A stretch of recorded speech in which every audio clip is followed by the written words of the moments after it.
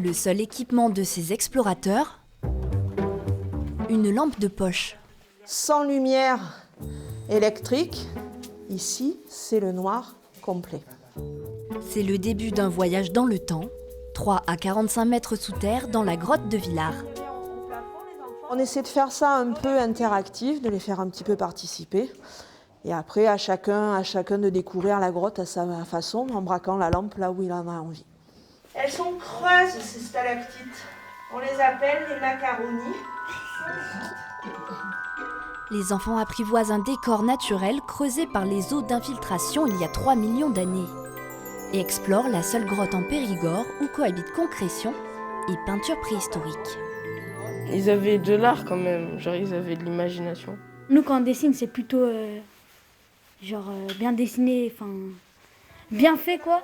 Mais eux, ils font on va dire des schémas, des croquis. Si certains ignorent tout de la vie de leurs ancêtres dans une grotte, Est-ce que les Cro-Magnons avaient la lumière dans la grotte ? Non. Avec quoi ils s'éclairaient ? Avec une lampe torche. d'autres maîtrisent le sujet.